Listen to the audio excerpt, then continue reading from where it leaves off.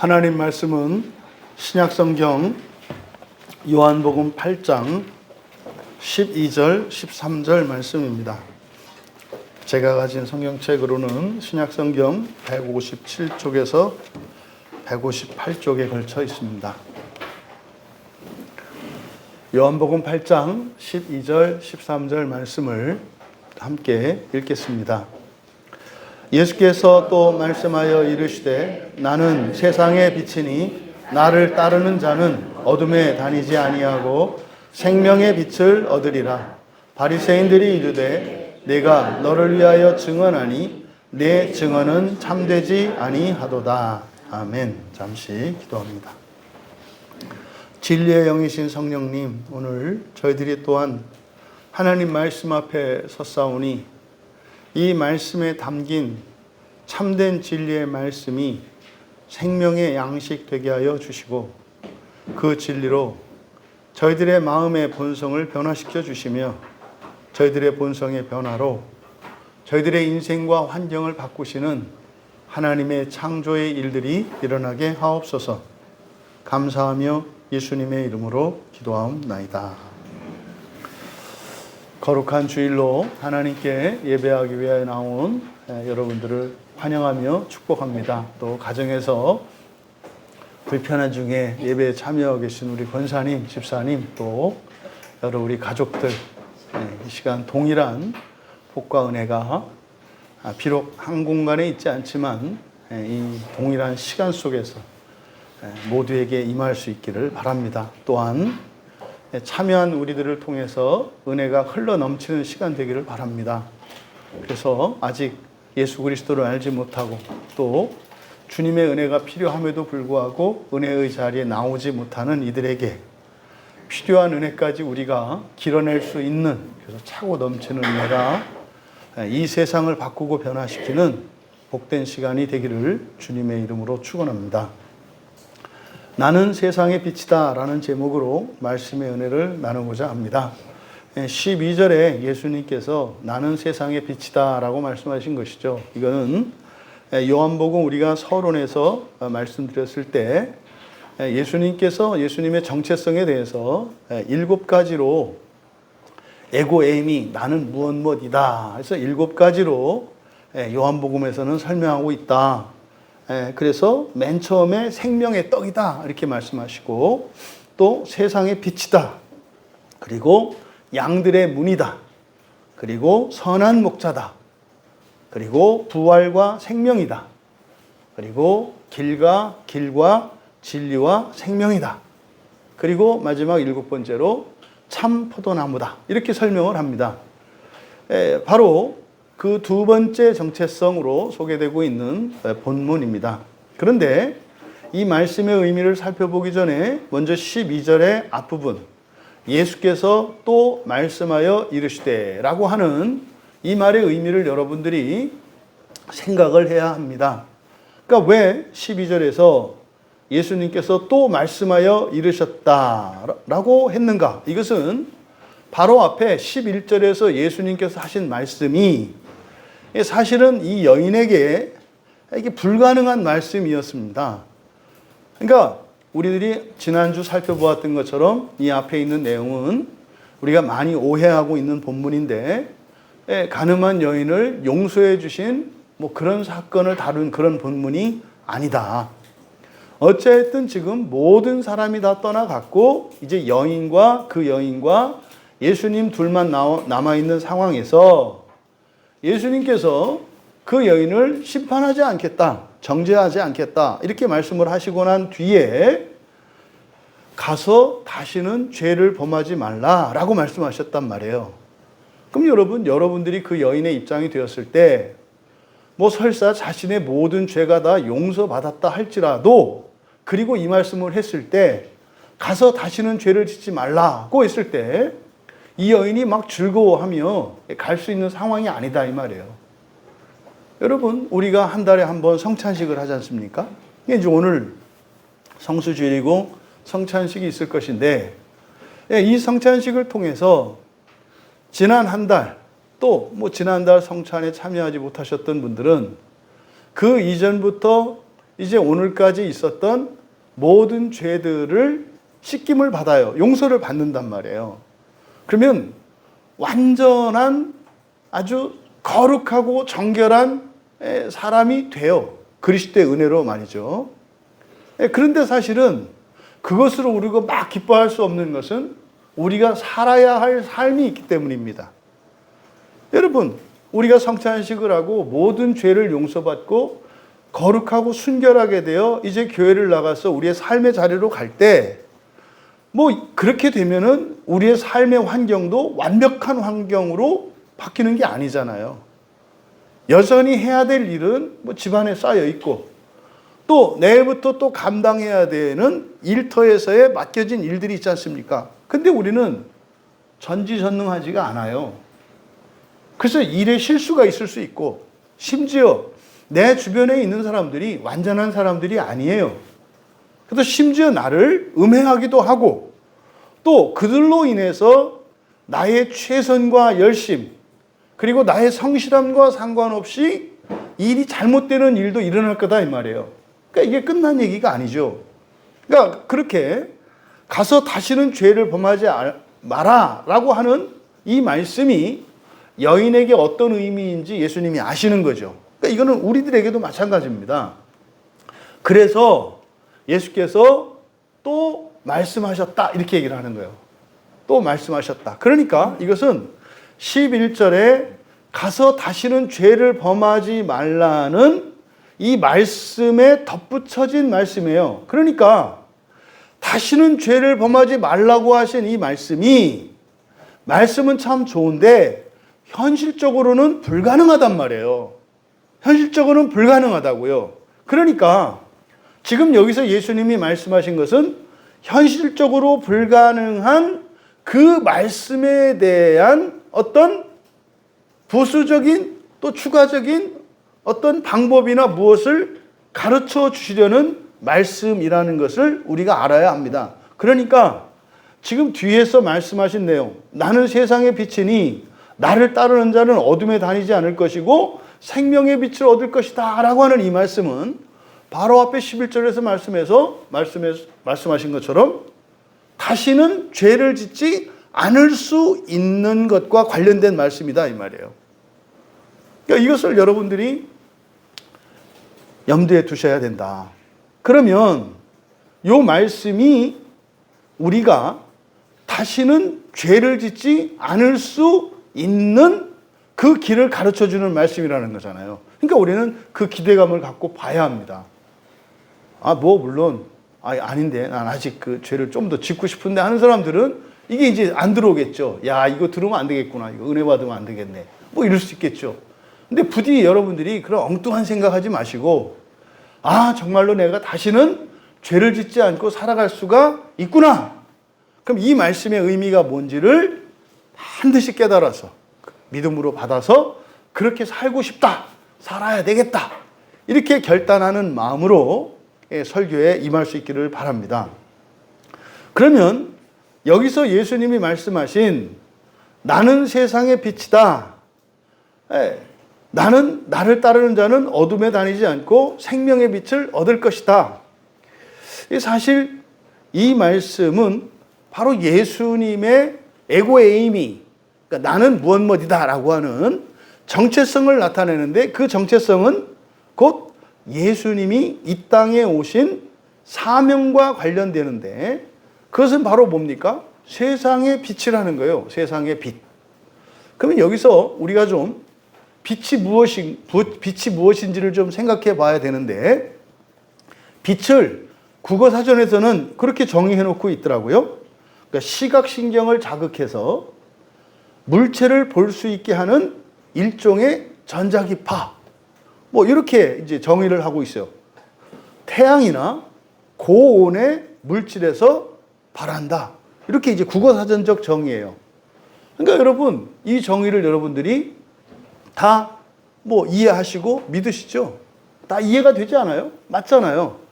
그럼 여러분, 성경에서 말하는 빛과 지금 국어사전에서 말하는 빛, 그러니까 이 빛은 사실은 자연과학의 연구 대상이에요. 자연과학의 연구 대상이라고요.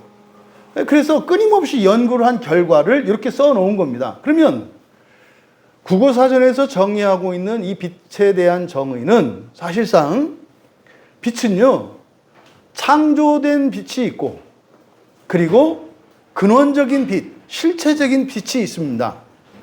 그러니까 왜 이 말씀을 드리냐면, 창세기 1장에 가보시면, 창세기 1장에 한번 가볼까요? 하나님께서 세상을 창조하실 때 맨 처음에 하신 일이 뭐예요? 창세기 1장 3절에 보면 하나님이 이르시되 빛이 있으라 그러셨어요. 빛이 있으라 하시니 빛이 있었고, 이게 무슨 말입니까?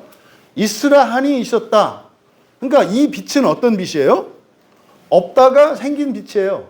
없다가 생긴 빛. 그러니까 창세기 1장에서 하나님이 빛이 있으라 해서 생긴 빛, 그 빛은 창조된 빛입니다. 창조된 빛. 근데 보세요. 이어서 하나님이 빛을 낮이라 부르시고 어둠을 밤이라 부르시니라. 왜요? 4절에서 빛과 어둠을 나누셨다 이렇게 돼 있어요. 그러니까 말입니다. 하나님이 빛이 있으라 했을 때 빛이 생겼는데 이건 창조된 빛이에요. 근데 그 빛이 온 세상에 가득 찬 게 아니라 뭐였다는 거예요? 빛과 어둠으로 나뉘어 있었다는 거예요. 그러니까 빛이 있는 곳이 있고 없는 곳이 있다 이 말이에요. 그러니까 이것은 물리적인 빛이고 창조된 빛이에요. 그러니까 과학자들이 연구하고 있는 그 과학의 대상으로서의 빛은 창조된 빛이라고요. 그러면 여기서 예수님께서 세상의 빛이다 이렇게 말씀하셨잖아요. 그러니까 여기서 예수님이 나는 세상의 빛이야라고 할 때 이 빛을 창세기 1장에서 창조된 빛과 동일시하면 안 된다 이 말이에요. 이걸 동일시하게 되면은 예수님도 어떻게 된 거예요? 없다가 계신 분이 되잖아요. 그럼 피조된 분이 된다 이 말이에요. 그래서 그 빛은 다르다. 여러분, 이제 여러분들이 알고 있는 뭐 관심사에 다르겠습니다만 철학에서 이렇게 이제 보통 뭐 형상과 진료라고도 하고 실체와 모형, 성경에서는 주로 이제 실체와 모형이라는 말을 쓰죠. 그래서 신학에서 모형론이라는 말이 있어요. 모형론. 모형론이라는 게 뭐냐면 구약 성경은 모형이다 이 말이에요. 모형. 그럼 신약 성경은 실체다 이 말입니다. 그래서 구약 성경은 신약 성경의 모형이다. 이게 모형론이라는 뜻이에요. 그래서 이거를 예표적 사건, 그럼 뭡니까? 이제 신약 성경에 나타난 참된 진리, 그것에 대한 모형으로서의 어떤 사건들, 요걸 말하는 거예요. 그래서 이거를 신약에서는 이제 모형론이라고 말을 하거든요. 그러면 창세기 1장에 창조된 그 빛은 모형이에요. 예표적인 거예요. 그러니까 태초에 빛이 있으라라고 말씀하신, 그래서 빛을 창조하신 이유, 그러니까 그 빛은 사실은 무엇의 모형이라는 거예요? 세상의 빛이신 예수 그리스도의 모형이라는 뜻이에요. 그러니까 창조 세계 안에 하나님의 존재가 이렇게 드러나요. 무엇으로? 모형으로. 그러니까 예수 그리스도에 대한 최초의 모형이 뭐다? 빛이다 이 말이에요. 빛이다. 그래서 창세기 1장의 빛과 예수님께서 당신을 내가 세상의 빛이라고 할 때 그 빛을 동일시하면 안 된다. 그래서 창세기 1장에 있는 빛은 창조된 빛이고 모형의 빛이라면 세상의 빛이라고 말씀하신 예수님은 실체적 빛이고 이것은 원형인 거다 이 말이에요. 피조된 게 아니에요. 그래서 이 세상에 있는 모든 것들은 철학에서 이거를 이제 형상이라고 그래요. 철학에서는 형상이라고 하는 것은 어떤 존재의 실제를 말하는 거예요. 예. 근데 그게 이제 진료로 나타나요. 진료라는 것은 이런 물질과 이런 것으로 만들어진다 이 말이에요. 그럼 여러분 보세요. 어떤 무엇이 만들어졌을 때는 만들어진 이 물체가 있기 이전에 먼저 있는 실체가 있다 이 말이에요. 이해되시죠? 이걸 형상이라고 해요. 그러면 있는 것을 가지고 이렇게 있으니까 만들어진다 이 말이에요. 그러니까 말도 마찬가지입니다. 말도 우리가 말을 할 수 있는 것은 사실은 뭐예요? 먼저 무엇이 있고 나서 말이 생기잖아요. 여러분들이 그림을 그리거나 공예활동을 해서 무엇을 그리고 하면은 만들어내잖아요. 다 모형이잖아요. 그걸 이야기하는 겁니다. 그러면 빛은, 그러니까 여기서 빛을 둘로 구분해야 된다. 모형으로서의 빛과 실체로서의 빛을 구분해야 된다. 그래서 빛은 누구시다? 예수 그리스도시라는 거예요. 예수 그리스도. 그런데 바로 창세기 1장에서 맨 처음 시작되었던 그 말씀이 빛이 있으라라고 했던 이게 그 창조의 시작이었거든요. 그게 바로 맨 처음 이 세상에 계시된 게 누가 계시가 된 거예요? 예수님이 계시가 된 거다 이 말이에요. 예수님이. 그래, 너 이제 그러다가 너 나와서 얘기하게 된다. 그러니까 예수님이 맨 처음 계시되는 거예요. 창조에서. 그래서 첫째 날, 둘째 날, 셋째 날, 넷째 날, 다섯째 날에서 여섯째 날 완성되잖아요. 그럼 빛으로 시작돼서 무엇으로 끝나요? 하나님의 창조가. 빛으로 시작해서 맨 끝에 사람으로 끝나잖아요. 사람으로. 그러니까 사실은요, 예수 그리스도에 대한 계시에서 예수 그리스도에 대한 계시로 끝나는 거예요. 그러면요, 사실은 창세기 1장에 나오는 하나님이 창조하신 첫째 날, 둘째 날에서 여섯째까지, 사람까지 이르는 이 모든 것 전체가 사실은 누구에 대한 계시예요? 예수 그리스도에 대한 계시다 이 말이에요. 이것을 여기서 세상의 빛이다 이렇게 말씀한 거예요. 세상의 빛이다. 근데 여러분, 놀라운 말씀이에요. 이 세상의 빛이다. 그동안 우리가 예수님을 뭐라고 이야기했죠?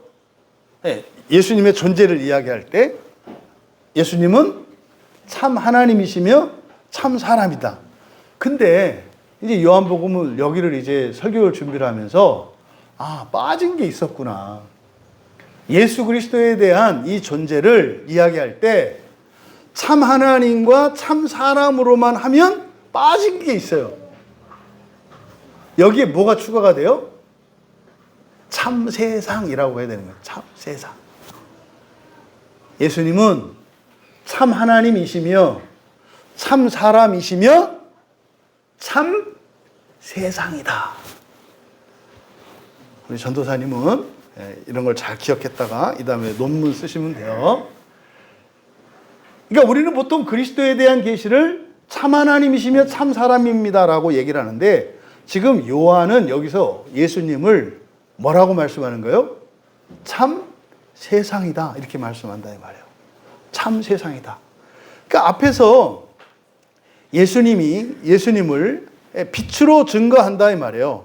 요한복음 1장에 가보면은 사람들의 빛이라 요한복음 1장 4절에 가면 그 안에 생명이 있었으니 이 생명은 사람들의 빛이라 그래요.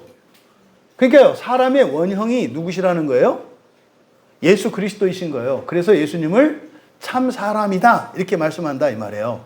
근데 지금 요한복음 8장 12절에서는 세상의 빛이다 이렇게 말씀한다고요. 그러니까 예수님은 누구시라고요? 참 세상이다. 그러니까요, 이 세상에 예수님과 관계없는 것이 하나도 없어요. 그래서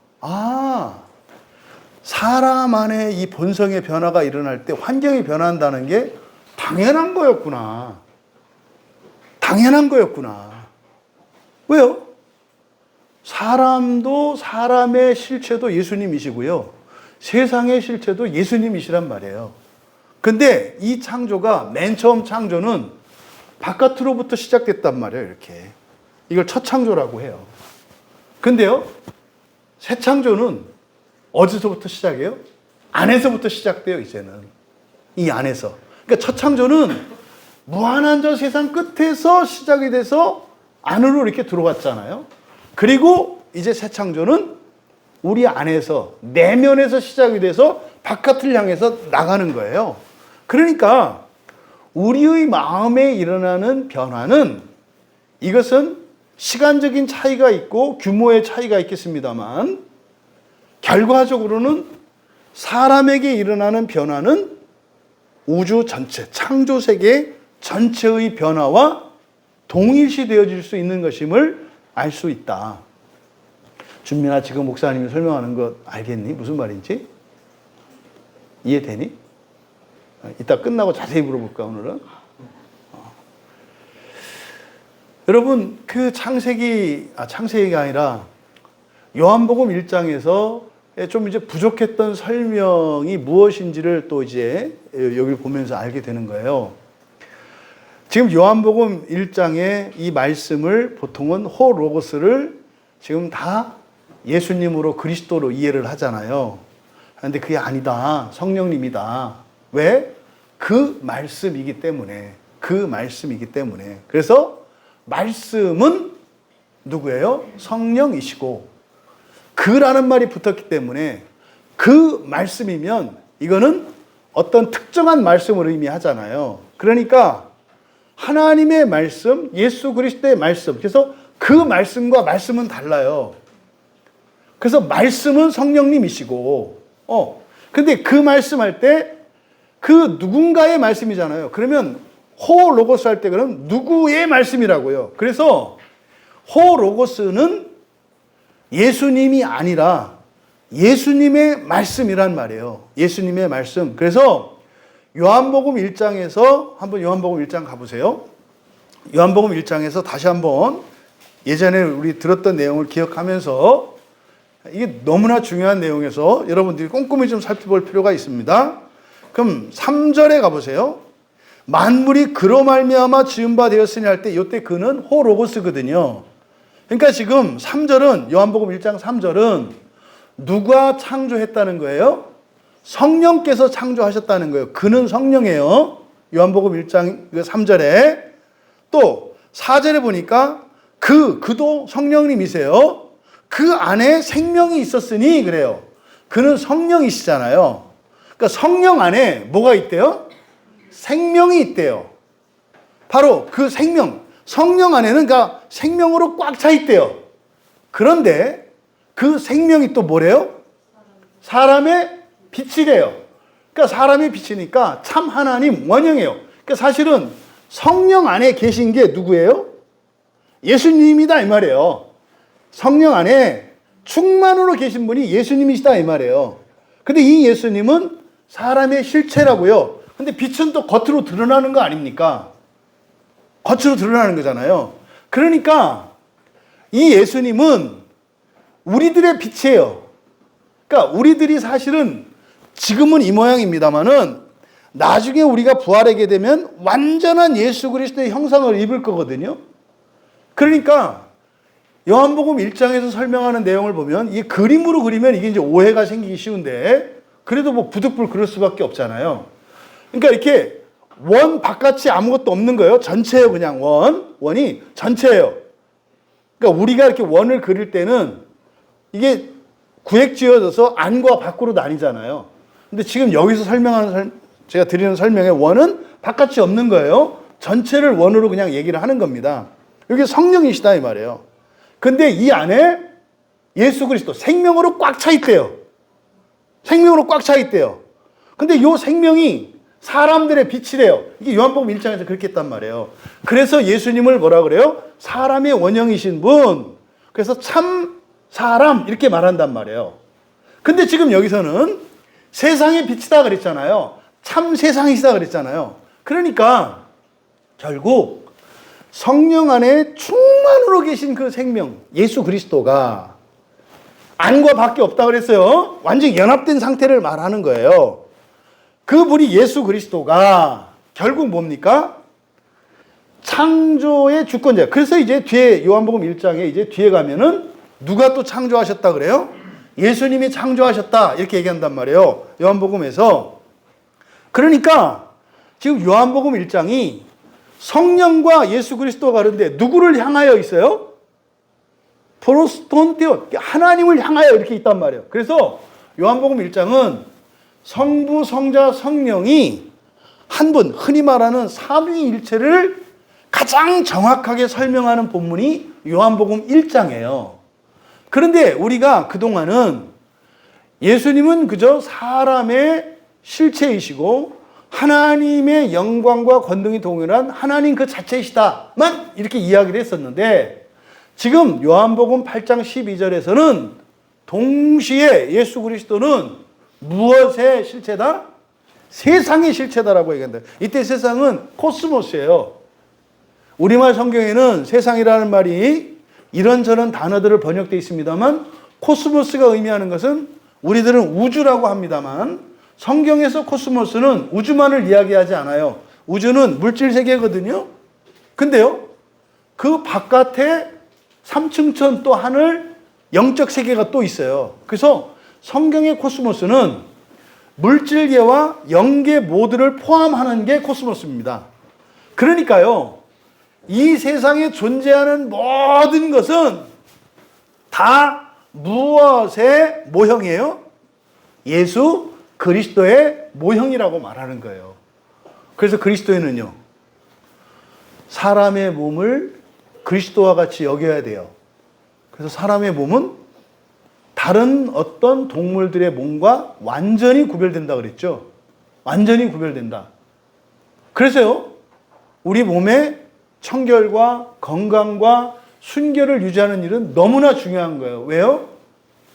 우리가 인격으로는 다 다른 이름을 가지고 있습니다만 우리 모두의 실체는 누구이시기 때문에? 예수님이시기 때문에.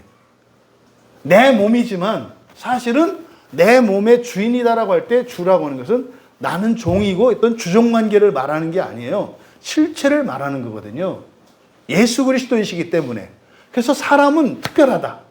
그런데 사람만 특별한 게 아니라 세상 전부 특별하다. 왜요? 여기서 특별하다는 것은 예수 그리스도의 모형이기 때문에 특별한 거거든요. 근데 사람만이 아니라 뭐요? 세상 모두가 예수 그리스도의 모형이라는 사실을 지금 여기서 가르쳐주고 있는 거예요.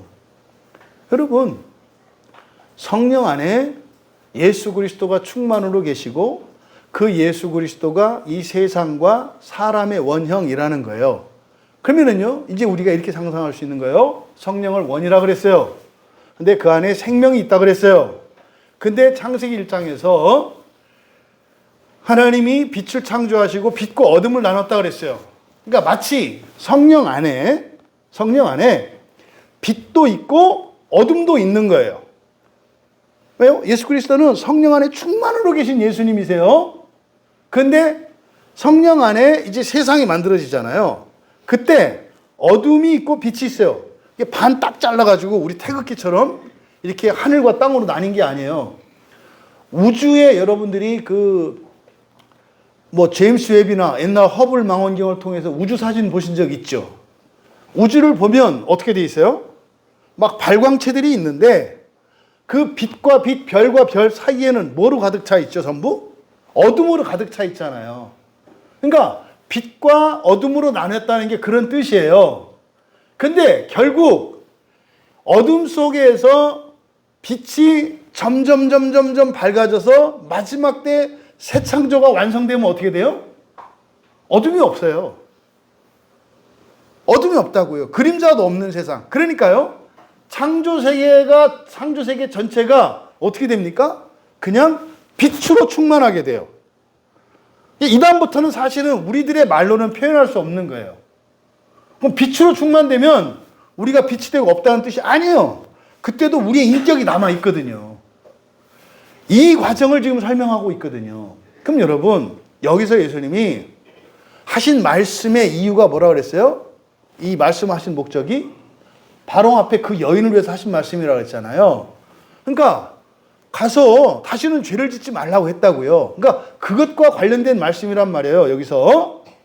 그러면 예수님이 지금 예수님이 하신 말씀을 통해서 우리가 알 수 있는 게 뭡니까? 죄를 짓지 않는 것과 또는 죄를 짓거나 죄를 짓지 않는 것과 무엇이 관련되어 있다는 거예요? 빛과 관련되어 있다는 거예요. 그럼 여기서 예수님 말씀을 통해서 우리는 성경을 정리하면 죄를 짓는다는 것은 어디에 속한 거예요? 어둠에 있는 거고, 죄를 짓지 않는다는 것은 어디에 있는 거예요? 빛에 있다는 것을 우리가 알 수 있잖아요. 창세기 1장을 통해서. 지금 예수님이 하시는 말씀이 지금 이 얘기를 하는 거구나. 그래서 바로 뒤에 나오는 내용이 뭐예요? 나를 따르는 자는 어둠에 다니지 아니하고 이렇게 얘기하잖아요. 그러니까 창조 세계 안에는 어둠도 있고 빛도 있어요. 근데 내가 세상의 빛이야. 그러니까 세상이 빛과 어둠으로 이렇게 나뉘었다 했잖아요. 그러니까 요 빛은 나의 모형이야. 나를 예표하는 거야. 그러니까 나를 따르면 요 빛에 머무는 거야. 그러면 죄를 짓지 않는 거야. 그러니까 여기서 예수님이 앞에서 가서 다시는 죄를 짓지 말라고 한 게 잘못하지 마라, 훔치지 마라, 간음하지 마라. 이런 얘기가 아니라 뭐라는 거예요? 언제나 예수 그리스도 안에 있으라는 얘기다 이 말이에요. 아니 우리 자체가 불완전한 존재인데 어떻게 완전한 일만 해요? 가서 죄를 짓지 말라는 건 뭡니까? 완전하게 살라는 거거든요. 완전하게 살 수 있는 사람이 없어요. 그러니까 예수님이 하신 말씀이 나쁜 생각도 하지 말고 죄도 하지 말고 일하는데 뭐 부족함도 이런 얘기가 아니다. 왜요? 그 말은 잘못된 말이에요. 이 세상 자체에서는 세상 자체가 불완전하기 때문에 완전한 사람은 살 수도 없고 완전한 사람이라 할지라도 완전한 일을 할 수가 없어요. 왜요? 내가 완전한 일을 해도 환경이 불완전하기 때문에 이게 불완전한 게 된다고요. 여러분들이 거룩하게 살아도 다른 누군가가 여러분 때문에 고통을 당한다니까요. 여러분 집에서 맨날 성경 읽고 맨날 기도하고 맨날 찬양하자고 해봐요. 좋아하나? 준비는 어떨 것 같아? 아빠가 막 집에 오기만 하면 막 전화하는 거지. 준비는 아빠 저 다 왔으니까 자 빨리 찬송가 피고 성경시 피고 준비해. 형 지금 막 공부하고 지금 막 왔는데 지금 정신 차리라 그래. 빨리 다 모여. 뭐 그래서 오면은 막 잘 때까지 찬양 부르고 막 성경 부르고 뭐 이 얘기를 하는 거야. 어떨 것 같아? 기뻐? 조심스럽네. 기뻐? 그럼 어떨 것 같아, 준민아? 쉬지 않고 하는 거야. 계속 막 찬송가만 부르고 성경책만 읽고 막 이렇게. 그럼 어떨 것 같아? 좋기도 하겠지만 안 좋기도 하겠지? 합의 보자. 여러분 그런 거예요. 이 세상에서는 여러분이 아무리 정직하게 살고 성실하게 살고 착하게 사셔도 그게 싫은 사람이 있어요. 그게 싫은 사람이 있다고. 응? 하람이 그때 봤지? 식당에서 우리 잘못한 것도 없고 그냥 성경 얘기하고 신앙 얘기했더니 막 고통스러워하는 어떤 분이 계시더라고. 네. 그런 거예요. 이 세상이 그래요. 그러니까 예수님이 가서 죄를 짓지 말라고 한 것을 오해할 게 틀림없잖아요. 여러분들도 오해하니까. 그래서 지금 예수님이 내가 죄를 짓지 말라는 것은 이 세상에서 말할 때 완벽하게 살아라. 죄를 짓지 마라. 나쁜 생각하지 마라. 잘못하지 마라. 율법 어기지 말라. 이런 얘기가 아니야. 이거를 지금 설명하는 거다 이 말이에요. 그래서 바로 뒤에서 뭐예요? 나를 따르는 자는 어둠에 다니지 아니하고. 그러니까요. 예수님을 따르면 되는 거죠. 예수님을 따르면 된다는 뜻이에요. 이때 주의할 것. 그럼 또 예수님을 따른다는 게 뭡니까? 이거잖아요.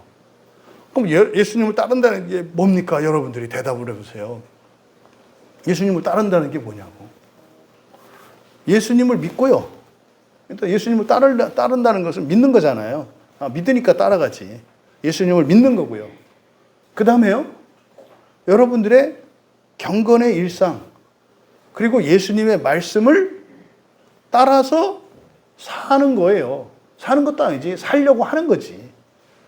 온전할 수도 있고 불완전할 수도 있단 말이에요. 근데요. 그러니까 예수 믿고요. 여러분들이 기본적으로 성경 말씀에 따라서 주일에 나오셔서 예배 드리시고 그리고 주중에 성경 읽고 또 어려운 일 있을 때 기도하면서 또 여러분들이 또 하고 싶은 거 하면서 그게 예수님 말씀과 일치할까 일치하지 않을까 이걸 예수님이 좋아하실까, 좋아하지 않으실까? 이걸 생각하면서 틀리면 어떡하지? 이런 쓸데없는 생각하지 말고 그냥 여러분이 아는 대로 믿는 대로 대신 생각은 하는 거죠. 이거는 성경 말씀에 맞는 거. 이렇게 해도 될 거야. 그냥 하지 말고 생각해서 하라 이 말이에요. 생각해서 하라 이 말이에요. 그러면 그게 예수님을 따르는 거죠. 그 사람은 어둠에 다니지 아니하고 이렇게 말씀했단 말이에요. 여기서 다니다라고 하는 말을 이제 페리파테오라는 말을 썼거든요. 페리파테오가 뭐라 했습니까? 주변에 둘레를 돌아다니는 거잖아요. 뱅뱅 도는 거다 이랬잖아요. 그러잖아요. 사람이 태어나서 별로 멀리 못 간다면서요. 태어나서 세상이 세상은 넓고 할 일은 많다 그랬는데, 그거는 있는 사람들 얘기고, 실제로 사람들이 이렇게 보면은 거의 50km 안에서 별로 안 떠난다면서요. 어쩌다가 가본들 1000km 벗어나겠어요. 그러니까 세상 사람들이 사실은 사는 게 세상 근심을 다 지고 있고 세상에 우리가 지금 이스라엘 전쟁이 어떻고 이란 대통령이 타고 가다 비행기 지고 이런저런 얘기를 합니다만 사실은 우리들과는 직접적으로 상관이 없잖아요. 이게 요걸 나타내는 게 페리파테오예요. 페리파테오. 그러니까 제한된 어떤 반경 안에서 살아가요. 이거를 운명 팔자라고 하거든요. 그러니까 어둠에 다니지 아니하고, 그러면요 예수님을 따르지 않는 사람은 어디에 다닌다는 거예요? 어둠에 있다는 거죠. 그럼 예수를 믿는다는 건 그러니까요 어둠에서 빛으로 옮겨가는 것임을 알 수가 있어요. 그러면요 이 세상 모든 사람은 어둠에 다니는 것이 필연이다, 숙명이다. 이게 동의되시나요? 예? 이 세상 모든 사람은 어둠에서 살아가는 게 이게 필연이고 운명이고 숙명이다. 이게 동의되시냐고. 사람을 보세요. 지금 민재가 지금은 이렇게 있습니다만 옛날에 시간을 거슬러 오려면 민재가 어디 있었죠? 맨 처음에 이 세상 생겨났을 때 제 어둠에 있었거든요. 어둠에 있었어요. 어둠에. 그 어둠이 어떤 어둠을 말하는 거예요? 엄마 뱃속을 말하는 거예요. 엄마 뱃속에 있을 때는요 빛이 없었어요. 제가 그냥 단지 이렇게 들리는 것은 들리는 소리로만 듣고 대충 이제 엄마 목소리, 아빠 목소리, 오빠 목소리 이렇게 들었겠죠. 소리로만 들었겠죠. 근데요 태어날 때부터 사람은 어디서 태어나요? 어둠 속에서 생겨요. 어둠 속에서. 그러니까 맨 처음 경험하는 게 어둠이에요. 그러니까 빛이 없는 세상에서 만들어져요. 사람 자체가. 그러니까요 어둠 속에서 잉태되어지는 사람. 여러분 어둠에 있다는 게 어떤 의미죠? 방향이 없어요. 어둠에 있으면. 방향이 없다고요. 그리고요 주변에 있는 어떤 물체들 이거를 구분하지 못해요. 심지어는 앞에 이렇게 위험물이 있어도 그거를 분간하지 못해서 그냥 들이받는단 말이에요. 이게 어둠에 다니는 특징이잖아요. 그러니까요 아기가 어머니 뱃속에 있을 때 그때는 사실은요 엄마가 움직이는데 어디로 가는지 알 수가 없죠. 엄마가 이렇게 아기를 가지고 있을 때 움직이면 이동을 하잖아요. 엄마가. 근데요 얘는 방향이 없어요. 단지 뭐만 느껴요? 진동만 느낄 뿐이에요. 진동만. 그러니까 한 번도 이 아기는 엄마 뱃속에 있을 때 어디를 갔는지 몰라요. 그냥 고요할 때가 있었고 진동이 있을 때가 있었고 그랬을 뿐이죠. 다만 느낀 건 뭐겠어요? 소리는 들었겠죠. 외부에서. 그런 거라고요. 그러니까 이게 사람의 그 출생 과정을 보더라도 모든 사람은 어둠에 다닌다는 것을 우리가 알 수 있어요. 그러면요 출생하면 어디에서 어디로 오는 거예요? 어둠에서 빛으로 나오는 거잖아요. 그러니까 지금 예수님이 하시는 말씀, 나를 따르는 자는 어둠에 다니지 않고 생명의 빛을 얻으리라. 이거는 마치 사람의 무엇과 같은 거예요? 출생과 같은 거예요. 그러니까 이게 거듭남에 대한 얘기와 같은 거예요. 엄마 뱃속에 있을 때도 이 아이가 생명이거든요. 사람이거든요. 그런데 엄마 뱃속에 있을 때와 이제 밖으로 태어났을 때는 완전히 다른 인상이죠. 다른 세상이죠. 엄마 뱃속에 있을 때 그냥 어둠 속에 있었거든요. 근데 태어나고 나니까 이제 정말 다른 세상이죠. 근데 여러분, 출생한다 하더라도 일정 기간은 눈이 감겨져 있잖아요. 볼 수 없잖아요. 처음 이제 그 새색시들이 그 신혼 살림에서 아기가 이렇게 처음에 태어났을 때 막 그래요. 막 아기 자 빨리 불 꺼 그러잖아요. 걔는 불 끄나 안 끄나? 그냥 똑같아요. 그냥 깜깜하거든요. 엄마 뱃속에. 그러니까 눈이 아직 띄어지기 전까지는. 그때 막 불도 켜고 막 난리 나잖아. 애기 자는데 깨려고 전혀 상관없거든요. 그러니까 태어나서도 빛을 보는 데까지는 일정 기간이 필요하죠. 똑같아요. 사람의 출생 과정이 그렇다면 예수 그리스도를 믿고 빛으로 나왔을 때도 예수님을 믿는다 그래서 즉시 진리가 깨달아지고 보이고 이렇게 되는 게 아니에요. 그러니까요, 교회 안에 아직 눈 뜨지 않은 아기들이 있는 거예요. 똑같지가 않아요. 근데 이제 좀 너무 오래 안 뜬 애들이 있긴 있는데, 이제 그런 애들을 맹인이라고 하죠, 맹인. 그런 애들은 그래서 예수님이 이렇게 띄워주잖아, 이렇게. 오셔가지고. 예? 그러니까, 이거 똑같아요, 똑같아요. 그러니까 지금 예수님이 말씀하시는 게, 이게 사실은 앞에, 지금 요 앞에 7장에서 예수님 편들었던, 예수님 편들었던 사람이 누가 있어요? 니고데모가 있었잖아요. 바로 이 니고데모가 이해하지 못한 게 뭐였었죠? 거듭남이었어요. 거듭나는 게 뭔지. 그러니까 예수님이 얼마나 친절한지 알겠어요. 그러니까 이걸 통해서.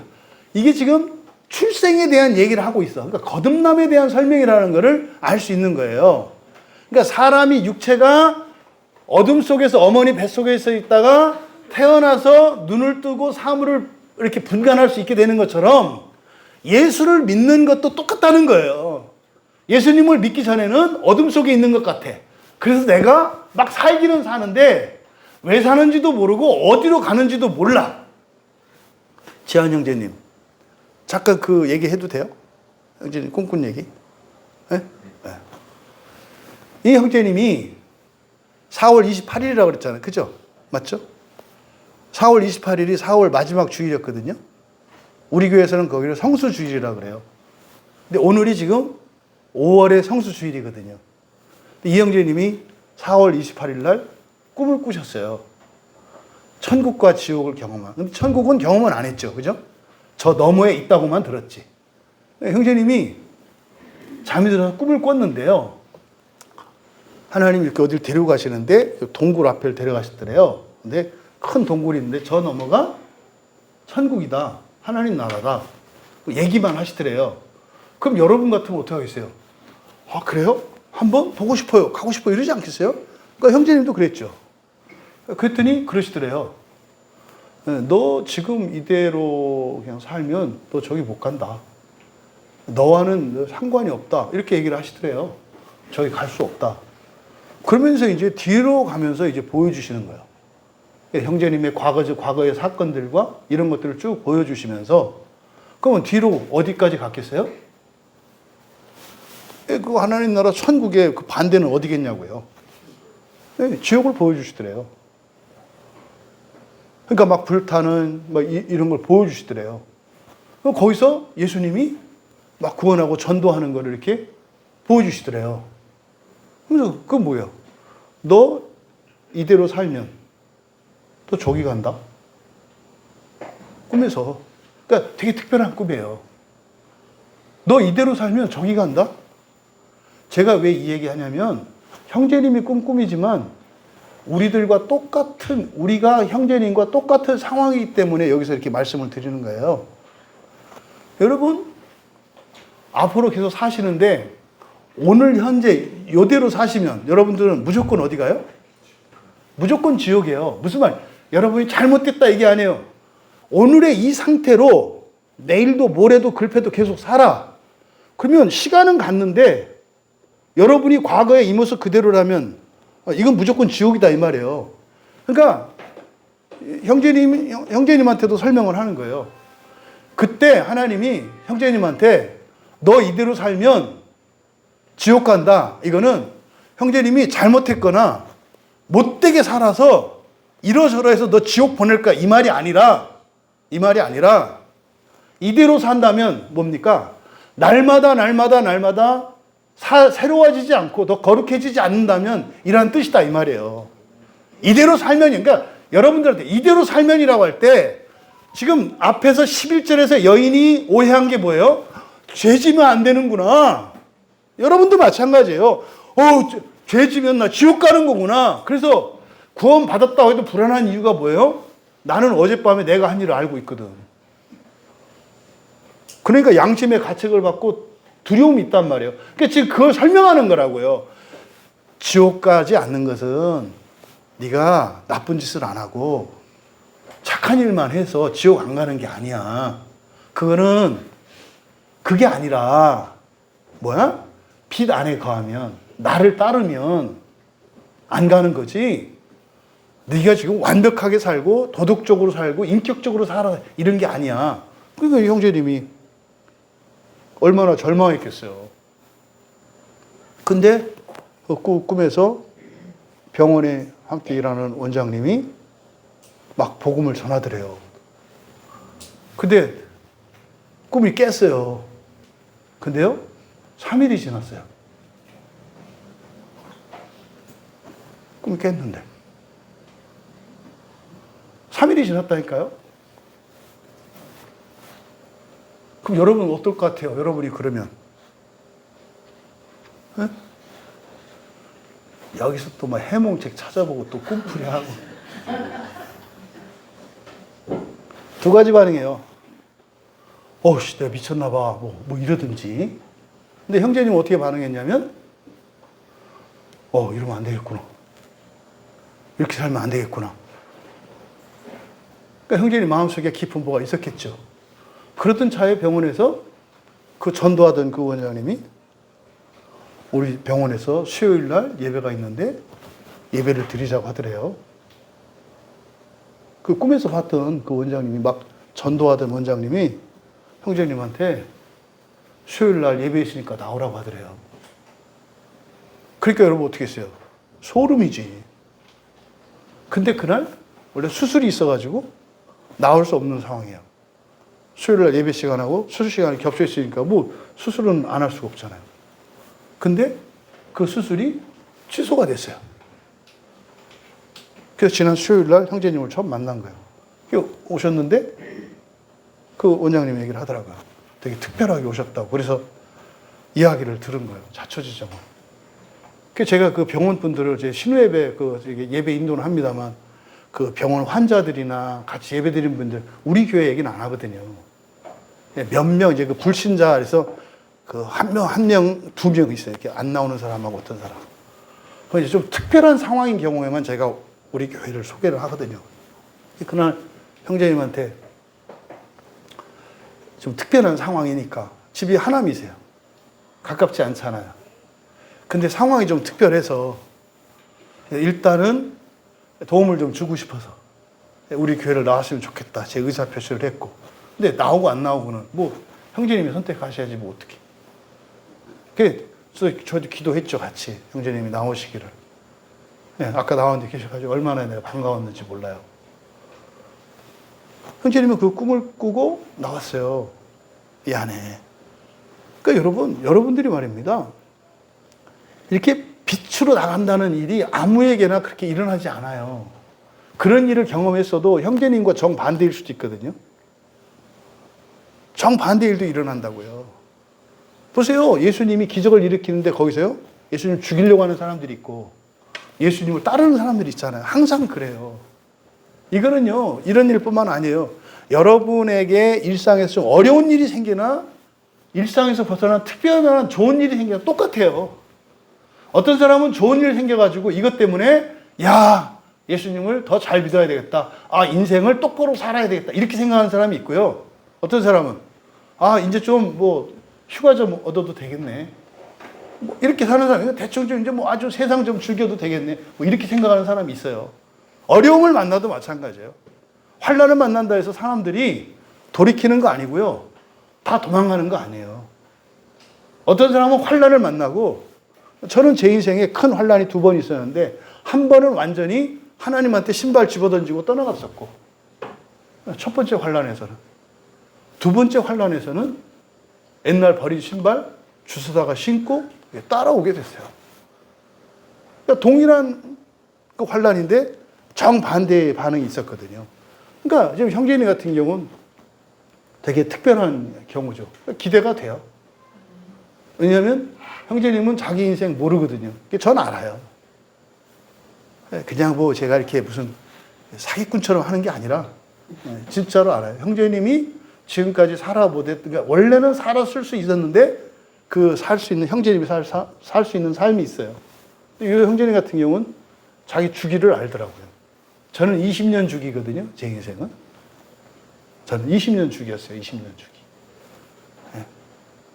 20년 주기로 전 큰일이 일어났었고, 그때 인생이 이렇게 팍 전환하는 터닝 포인트가 되는 큰 사건들이 있었어요. 여러분들도 다 있어요. 근데 그걸 어떤 분들은 알고 어떤 분들은 모를 뿐이에요. 그러니까 여러분 맨 처음 제가 신방할 때 막 여러분 호구조사하고 신상 터는 게 뭐냐면 그것 때문에 그래요. 이게 어딜까, 뭘까, 이게 이제 이분의 인생의 변곡점이 뭘까, 요거를 이제 알아내려고. 근데 이제 어떤 분들은 얘기를 듣고 제가 알 수 있는 분들이 있고, 또 얘기 다 안 하거든요. 자기들이 알아서 섞어서 말하기 때문에. 그래서 신앙생활 하면서 늘 관심을 갖죠. 뭘까? 그러다 보면 어떻게 돼요? 이제 뭐 부모님의 또 뭐 이렇게 그 조상들의, 심지어는 뭐 이렇게 본가에 뭐 외가에 뭐 이게 이렇게 다 이렇게 얽혀 있거든요. 그걸 찾아내는 게 이제 목사들의 일이거든요. 그러니까 여러분, 여기서 지금 예수님께서 얘기하는 이것은 거듭남에 대한 얘기고, 어둠 속에서 빛으로 인생이 바뀌는 걸 말해요. 이걸 거듭남이라고 하거든요.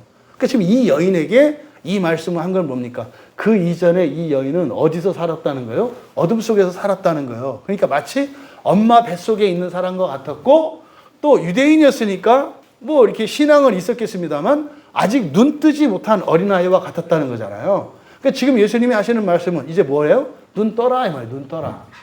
눈 뜨면 된다, 이거죠. 눈 뜨면 된다. 마치 그 태어난 아기에게 눈 뜨면 되는 거야. 빛으로 걸어갈 수가 있어. 요 얘기를 하는 거죠. 여러분, 여기서 어둠에 다니지 않는다.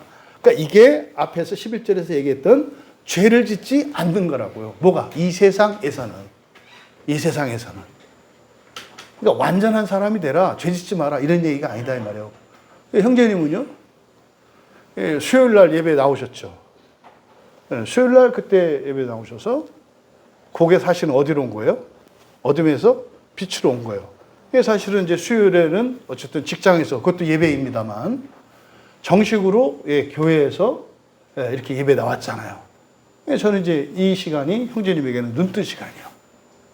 근데 왜 여러분들 축하를 안 해주세요? 축하를 해줘야지. 이런 걸 시켜야 하나? 자발적으로 하면 안 되나? 막 기쁘지 않나? 와, 뭐 이렇게.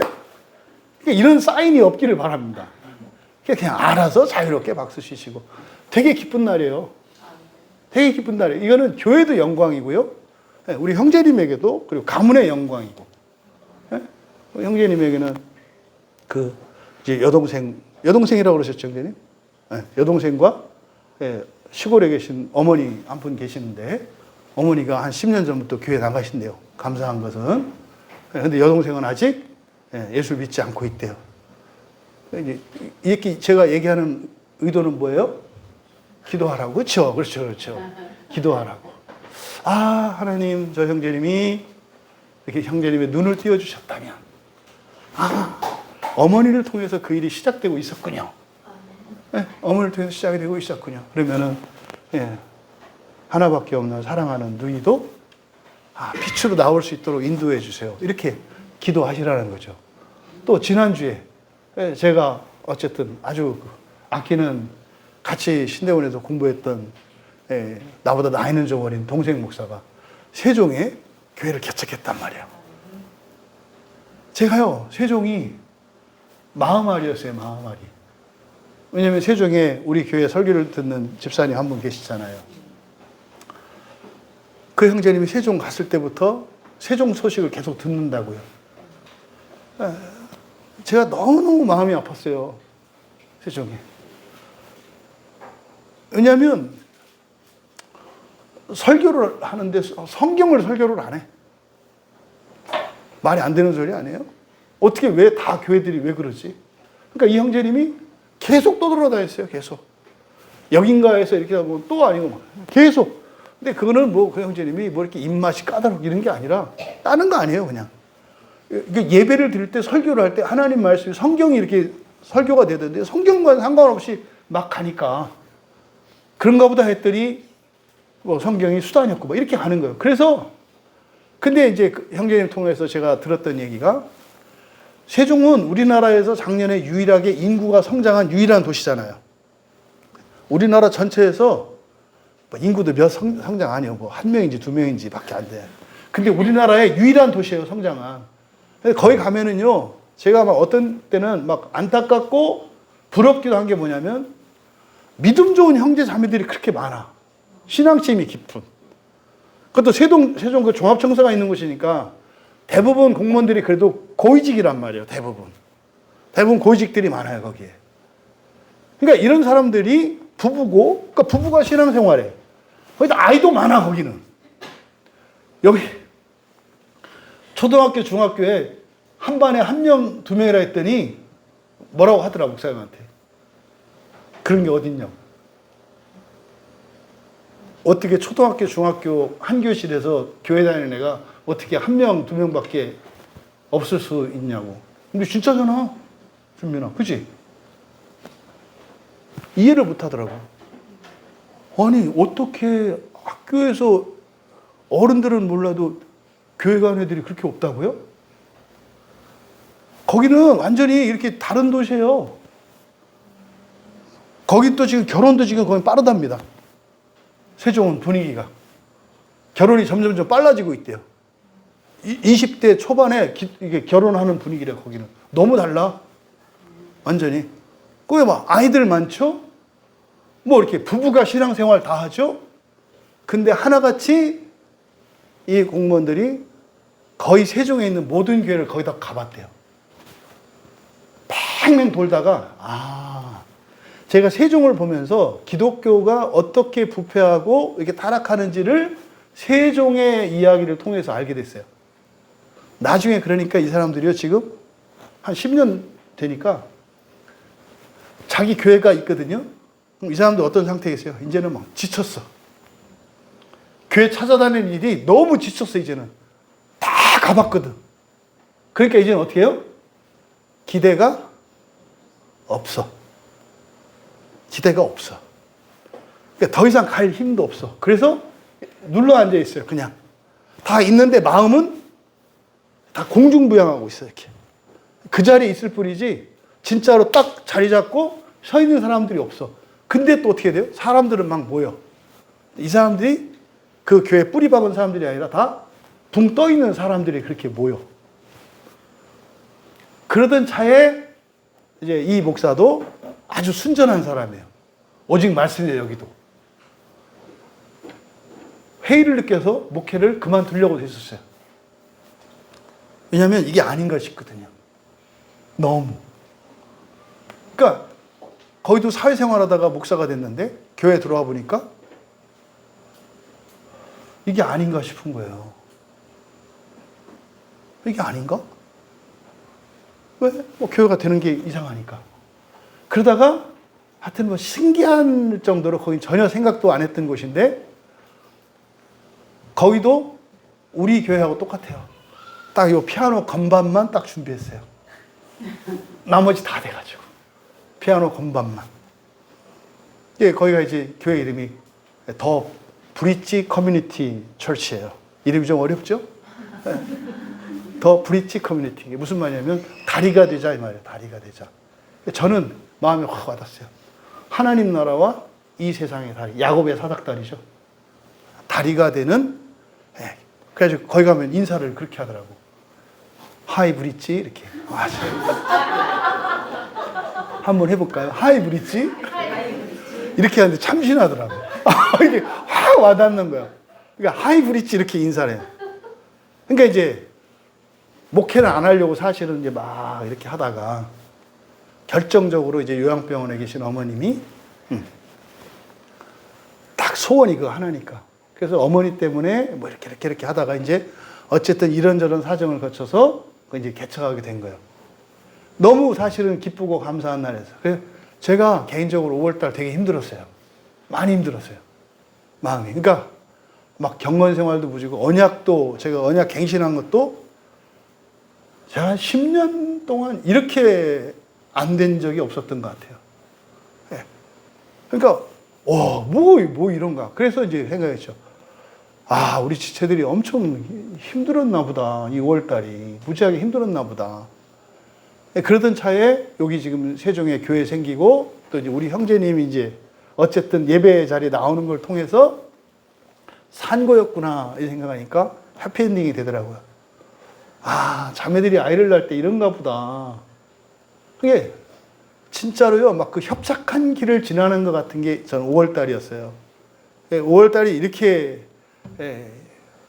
뭐 5월달뿐만 아니라 이렇게 한 달이 이렇게 힘들었던 적은 없었던 것 같아요. 6월달이. 근데 어쨌든 그걸 지나서 이렇게 새 생명이 이렇게 눈이 띄어지고 새로운 교회가 그렇게 어두운 그곳에 교회가 생겨 얼마나 감사한지. 그래서 만사 젖혀놓고 내려가서 또 어제까지 같이 이야기 나누고 신신당부하고 변질되지 말라고 하고 또 우리 교회 얘기하고 진짜 되더라. 말씀만 전하면 되더라. 뭐 속지 마라. 딴 얘기 듣지 마라. 이제 그 얘기만 이제 계속 이제 하다가 왔죠. 지금 예수님께서 이 여인에게 이 말씀을 해주시는 거예요. 사실은 이거는 지금 교회 안에 있는 사람들에게 주시는 말씀이에요.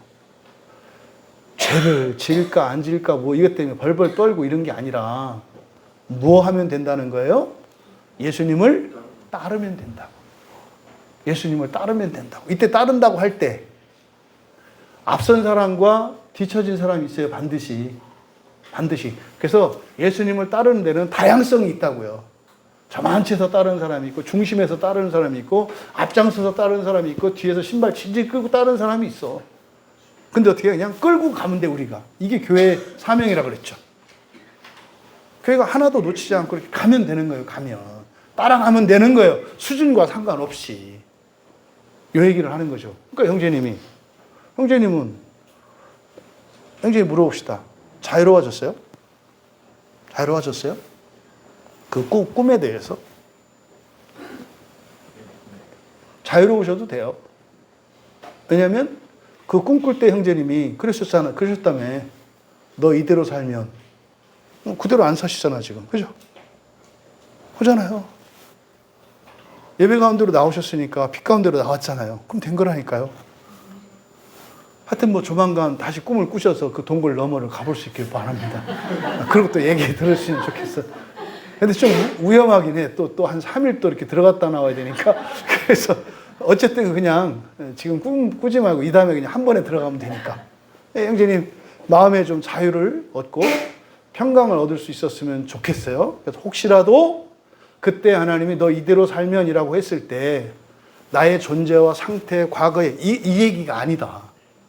어둠에서 계속 있으면 이런 뜻이었다. 빛으로 오면. 이게 지금 예수님이 그 여인에게, 가늠한 여인에게 하는 얘기가 뭐예요? 나를 따르는 자는. 그래서 어둠에 다니지 아니하고. 그러니까 어둠에서 빛으로 옮겨졌다는 뜻이에요. 근데 빛으로 옮겨져도 금방 눈 뜨는 것은 아니다. 어떻게 알아요? 아니, 사람 태어난 걸 보면 알죠. 사람이 태어나도 금방 눈 뜨는 게 아니니까. 예배 자리에 나온다 하더라도 금방 말씀이 쏙쏙 들어오고 이렇게 되는 건 아니다. 그래서 뱃속에 있을 때, 어둠 속에 있을 때나 별반 다르지 않은 것 같은 시간이 있다. 근데 이 시간은 여러분들이 결정하는 거예요. 단축시킬 수 있어요. 이것을 우리가 알 수 있죠.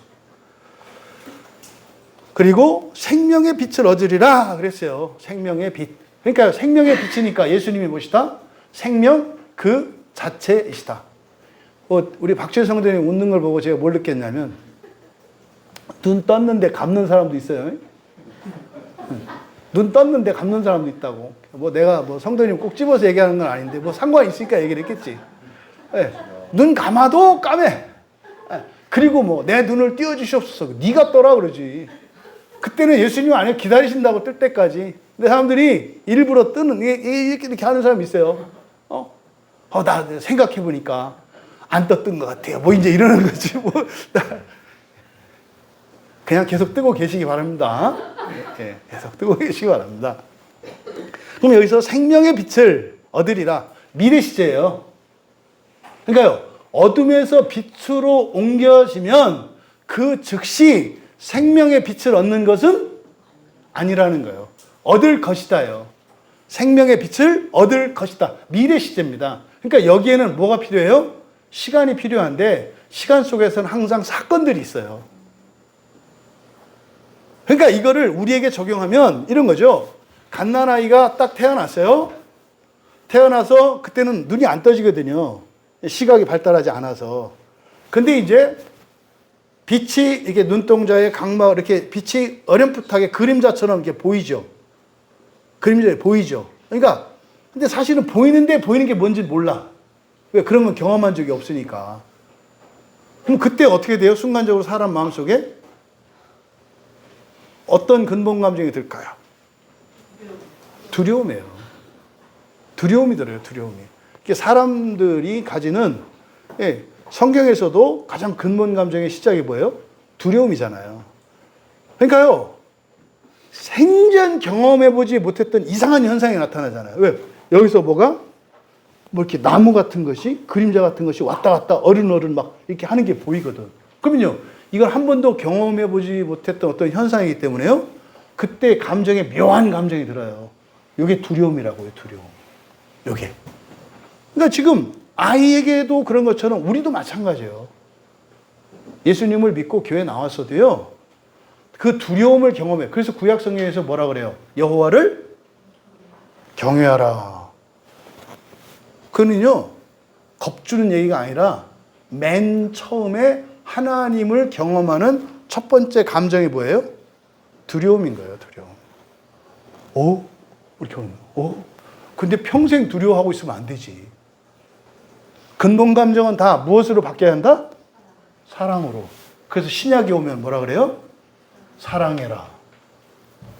두려움으로 시작해서 사랑으로. 그러니까 모든 근본 감정들은 사랑으로 다 승화되어야 하는 거예요.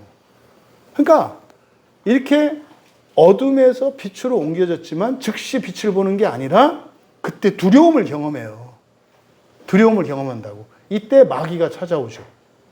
마귀가. 그래서요, 눈을 못 뜨게 해요. 너 눈 뜨면 큰일 나. 너 눈 뜨면 귀 먹어. 뭐 이런. 왜? 듣는 건 이미 열렸었으니까. 귀 먹는 건 두렵지. 너 눈 뜨면, 눈은 뜨는 순간 귀가 먹어. 괜찮겠어? 이거 못 뜨죠. 이게 뭐예요? 다 버리는 것 같지. 다 버려라. 근데 사실은 뭐예요? 눈을 뜨면 안 들리는 게 아니라 이제 듣는 것과 보는 것이 합쳐지지. 그래서 맨 처음에 민재가 눈 떴을 때 굉장히 헷갈렸어요. 왜냐하면 옛날에 여자 목소리, 남자 목소리 다르잖아요. 아빠 목소리, 엄마 목소리가. 근데 그때는 이제 알잖아. 누구구나 이렇게. 근데 눈을 뜨는 순간 이제 눈이 보이니까 헷갈려. 왜요? 이렇게 내 앞에서 보이는 거는 이제 아빠가 이렇게 쳐다보고 있어요. 흡족해가지고 성공했다. 드디어 나도 딸을 가진 아빠가 되었다. 그래가지고 흡족하게 이렇게 쳐다보고 있어. 근데 그때 말을 안 해. 아빠는. 근데 저 옆에서 엄마가 막 콧노래를 부르고 있어. 근데 눈에 보이는 건 아빠인데 들리는 거는 엄마 목소리. 근데 아직 일치가 안 됐잖아요. 그러면 어떻게 생각했어 처음에? 요 사람 목소리가 이 목소리구나. 근데 언젠 봤는데 딴 사람이 와서 그 목소리를 내. 이게 뭐야? 얼마나 혼란스럽겠어요. 이러면서 어떻게 해요? 지성과 지성이 막 터지기 시작해. 이때. 그래서 어린 시절에요. 굉장히 조심해야 돼요. 사실은 태교도 중요합니다. 태교보다 더 중요한 게 뭐예요? 태어났을 때 눈이 열릴 때 이때부터 정말 조심해야 되는 거예요. 그러면 소리와 청각으로 받아들였던 소리 신호와 눈 시각으로 받아들여야 된 이 소리 신호를 같이 결합하는 일이 일어나요. 엄청난 사고의 확장이에요. 이건 엄청난 세계의 경험이에요.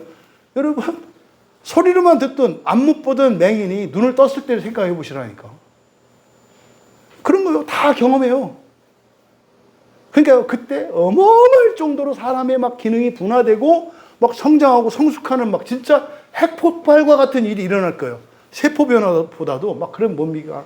신경과학에서 말하면 막 뉴런들이 막 연결되고 터지고 막 하면서 야, 이런 뭐 지성과 뭐 이런 것들이 팍 터지는 거예요. 어렸을 때.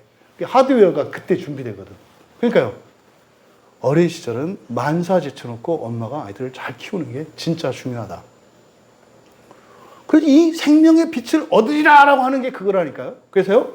그 빛을 아이들이 보는 것도 태어난 다음에 빛 속으로 왔지만 사실은 그것을 인식하기까지 두려움을 넘어서야 되고, 두려움은 온갖 생각들을 만들어내요. 의심과 뭐 이런 것들을. 마침내 그 생명의 빛을 얻게 되면 적응 기간 필요하고, 그러면 이제 진짜 세상을 아는 거지. 그 목소리의 주인공과 모습이 일치되고, 그러면 어떤 사람인지 사물들을 인식할 수 있게 되는 거죠. 그러니까요, 이때부터 이제 경험한 적이 없는 놀라운 새로운 인생을 살아가는, 이게 예수 믿는 사람들에게 일어나야 되는 일이에요. 이게 예수님을 모르고 살던 사람이 교회 처음 나왔어요. 성경을 들어요. 뭔 말인지 모르겠어요. 맨날 똑같은 얘기 하거든요. 처음에는 한 얘기 또 하고 한 얘기 또 하고, 그거 또 뭐 말은 또 어떻게 잘하는지 뭐 1시간 2시간 계속 얘기를 해. 근데 기억나는 거 하나밖에 없거든. 맨날 첫째 부활, 뭐 하나님 나라 이 얘기 하는데 뭐 그래. 근데요, 나중에는 막 그게 다 들리잖아. 그죠? 그럼 어떻게 돼요? 아, 인생이 살아오신다니까. 지난주에 우리 집사님 중에 한 분이 이렇게 연락을 해줬어요. 아, 진짜로 그렇더라고요. 이게 무슨 말이에요? 내가 본성이 바뀌면 내 마음이 바뀌니까 사람이 바뀌어. 이따가 뭐 여러분들 나눔할 때 들으세요. 진짜로 사람이 바뀌었어요. 난 아무 말도 안 했는데. 그 원수 같던 사람이, 나를 힘들게 했던 사람이 갑자기 딴 사람이 됐어요. 와, 신기해요. 이런 거죠. 예수 믿는 건 이런 거예요. 이런 거라니까요. 그래서 중간중간 두려움과 수치심과 이런 외로움과 미움이라고 하는 근본 감정들이 막 일어나요. 근데 그걸 우리가 사실은 믿음으로 완전히 받아들이기 전까지 일어나는 방해 작용들이죠. 근데 그런 것들을 통해서 완전히 받아들이게 되면 이게 다 사랑으로 바뀌거든요. 그렇게 하면서 인생이 바뀌고 막 바뀌는 거예요. 난 진짜 광야교회 있는 걸 전 너무 기뻐하거든요. 너무너무 좋아요. 제가 광야교회 있는 게. 진짜로. 왜? 그걸 경험하니까. 저도 경험하고. 신기하거든요. 진짜로. 그런 거예요. 아이들도. 그러다가 이제 내 인생은 나의 것 이렇게. 그래서 맨날 민재 너 오늘 설교 기억나는 거 뭐야? X. 자기가 X맨인지 맨날 X야. 그러니까 스리랑카 가니까 이렇게 세모가 되더라고. 하여튼 선교지를 가야 돼, 애들은. 변화가 일어나는 거죠. 그러니까 예수님이 하셨던 이 말씀, 그럼 여기서 얻을 것이다, 미래로 얻을 것이다 할 때 생명의 빛이니까 이 생명이 바로 조회라고요, 조회. 그러니까 이 생명은 어떤 생명이에요? 하나님의 생명, 참 생명, 영원한 생명, 이거죠. 사실 이건 다 부활에 대한 얘기고요. 현재적으로는 중생, 거듭남에 대한 말씀이에요. 얻을 것이다. 그러니까 이건요, 계속 얻어가고 있죠. 진행형으로 얻어가고 있죠. 이에 대해서 바리새인들이 이르되 내가 너를 위하여 증언하니 내 증언은 참되지 아니하도다. 여러분한테 물어볼게요. 바리새인들이 말이 논리적입니까? 논리적이지 않습니까? 네? 논리적이지 않다. 그러니까 여러분이 논리적이지 않아. 왜? 생각도 안 했잖아, 지금 집사님들은. 어떻게 물어보면 진지하게 생각하고 나서 대답을 해야지. 그러니까 바리새인이 얘기했으니까 무조건 논리적. 완벽한 논리로 말한 거예요. 바리새인은요, 이게 아주 논리적으로 말한 거예요. 논리적으로. 너의 증언은, 그러니까 내가 너를 위하여 증언하니 내 증언은 참되지 않다. 여기서 참되지 않다라고 돼 있는데, 이 참되다, 그래서 이 알레테스, 진리거든요. 너의 증언은 진리가 아니다. 이거예요. 진리가 아니다. 이거는요, 감정적으로 하는 대답이 아니에요. 굉장히 논리적인 대답이에요. 첫째, 진리가 아니다. 너가 한 말은 진리가 아니야. 말장난이야. 왜 그럴까요? 생각을 하셔야 된다니까. 예수님이 자기를 뭐라 그랬어요? 세상의 빛이라 그랬잖아요. 이 말이 맞아요, 틀려요? 예? 아니, 여러분의 믿음을 묻는 게 아니에요. 여러분의 이성적인 지식으로 판단해 보라니까. 세상의 빛은 뭐예요? 준민아, 세상의 빛이 뭐지? 세상의 빛이 뭐야? 우리가 보는 빛이 무슨 빛이냐고. 햇빛이잖아. 다 알아요. 햇빛이고 달빛이고 별빛이고 다 안다니까요. 그러니까 세상의 빛은 뭐예요? 햇빛이고 달빛이고 별빛이에요. 근데 자기가 뭐래? 내가 세상. 정신 나간 사람이죠. 말이 안 되는 소리잖아요. 그럼 네가 아침마다 뜨는 게 너야? 이렇게 물어보는 거지. 준민아, 예수님이 아침마다 떠? 저녁이면 저 아래로 지고? 해가 뜨는데 보고 우와 예수님 막 이래? 그거 막 해가 지면 예수님 간다 이러나? 세상의 빛이다. 그러니까 여러분들이, 그러니까 우리가 지금 성경을 잘못 보는 게 뭐예요? 믿음으로 받아들이는 거 맞아요? 그 다음부터 어떻게 된다고요? 생각을 해야 된다니까요. 생각을. 그럼 여러분, 예수님이 내가 세상의 빛이다라고 그랬을 때 아멘이 나오냐니까. 우리는 믿음으로 아멘이지. 아멘은 믿습니다잖아요. 근데요, 참 이상하다 이래야 된다니까요. 아니, 세상의 빛은 햇빛 아닌가? 다 알지 않아요? 그러니까 말이 안 된다고 얘기를 한 거예요. 그러니까 논리적이지 않아요. 논리적이라고요. 그뿐입니까? 그러니까 한 칼에 그냥 말도 안 되는 소리라고 이렇게 집어치울 수도 있어요. 근데 보세요. 뭐라 그랬어요? 네가 너를 위하여 증언하니 내 말이 이게 진리가 아니야. 굉장히 점잖은 말이에요. 내용 자체는요, 황당한 내용이야. 바리새인이 듣기에. 그러니까 여러분 생각해 보세요. 예수 안 믿는 사람들이 예수님이 세상의 빛이라고 그러면 여러분한테 뭐라고 할 것 같으냐고. 그래. 예수님 빛이다. 그래. 그래서 니들 맨날 1월 1일 되면은 저기 동해안 가고, 그럼 니들 저녁 때마다 저쪽에 가냐? 예수님 보러 가야지. 근데요, 이런 식으로 비아냥거리지 않고 내용 자체가 말도 안 되는 소리예요. 그런데 바리새인은 그것을 어떻게 반박하고 있어요? 너 혼잣말이잖아 이거예요. 증인이 없잖아 이거예요. 그러니까 말도 안 되는 얘기인데, 그래 내가 모르니까 맞다고 치자 얘기해요. 맞다고 치자. 근데 그걸 왜 너만 알아? 이런 뜻이에요. 왜 너만 알아? 왜 너 혼자만 얘기해? 이거. 그러니까 증인이 없잖아. 증인이 없고 이게 너 그냥 개인의 주장이잖아.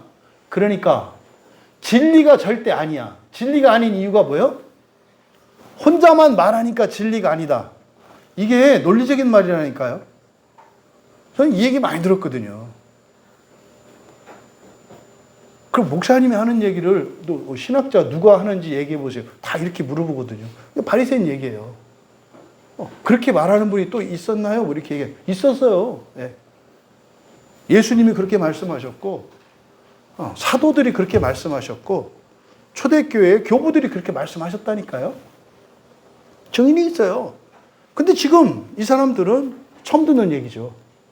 그러니까 누구 증인도 없는데 너 이거 개인의 주장이지 않냐. 사실을 입증하려면 최소한 한 명의 증인이 있어야지. 그러니까 아주 논리적으로 얘기한 거예요.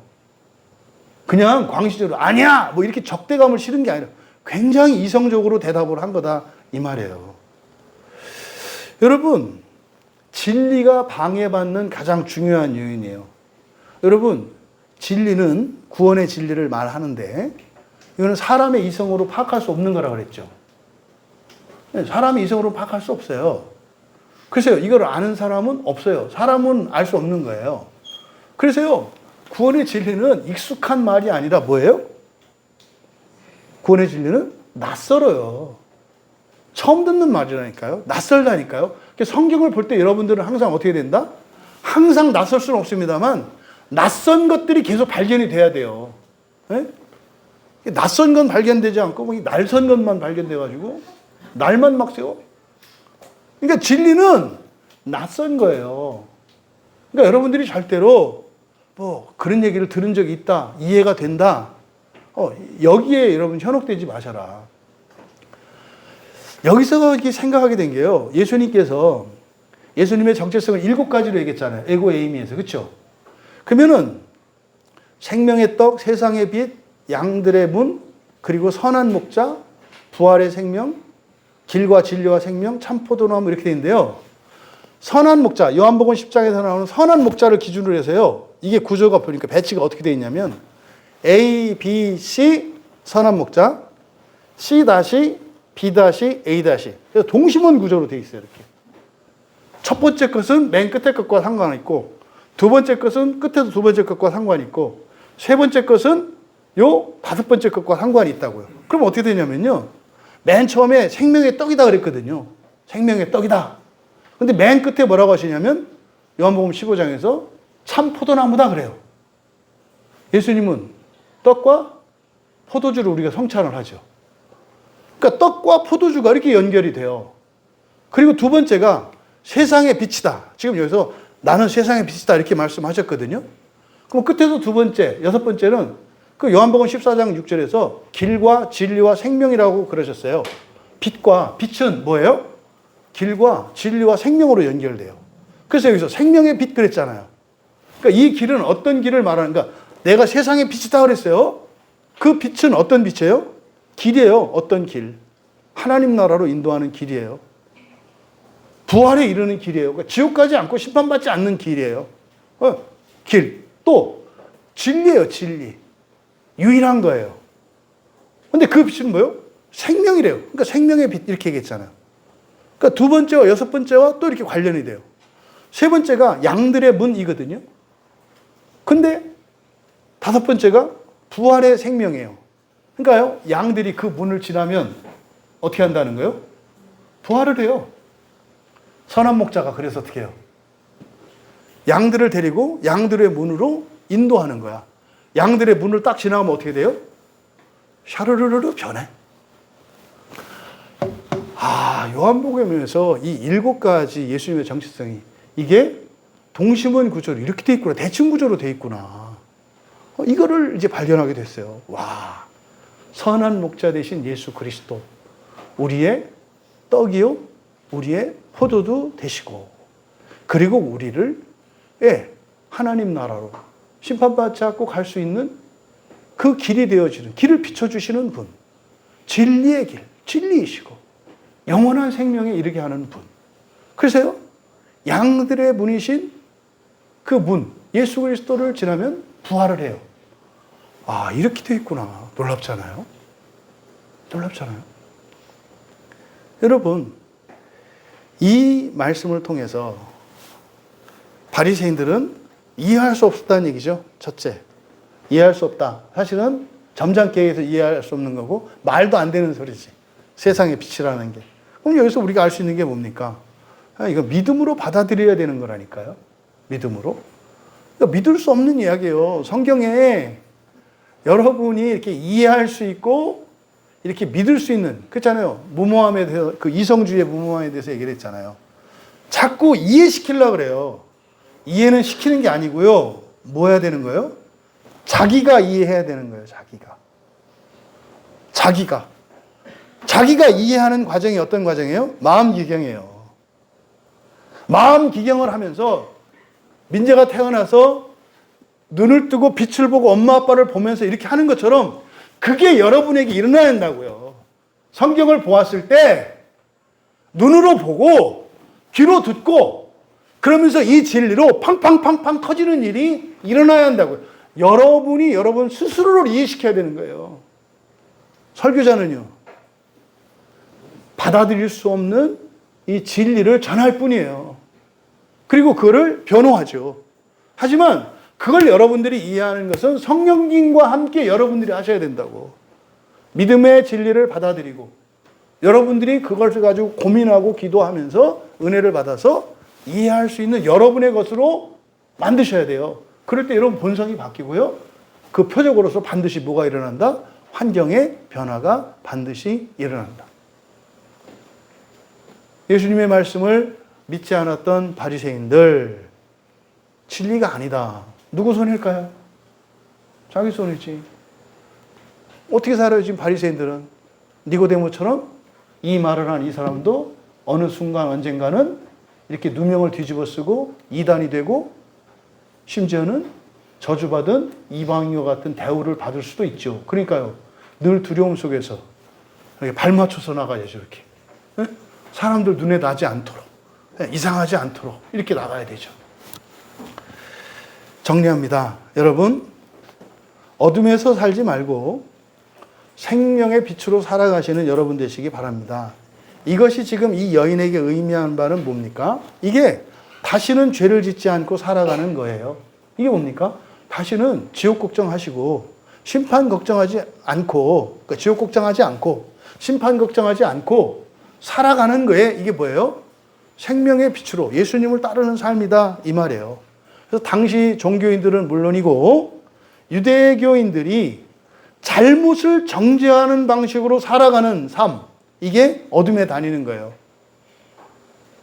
어둠에 다니는 게 뭐라고요? 잘잘못을 따지고 잘못을 지적하고 비난하는 거, 이게 어둠에 살아가는 방식이라고. 그러면요, 앞에서 보여주셨던 예수님이 하셨던 행동, 그게 뭐예요? 예수님을 따르는 거고 빛 안으로 살아가는 거예요. 뭐 하는 거예요? 비난하고 정죄하는 게 아니라 뭐예요? 믿어주고 기다려주고 용서하는 거예요.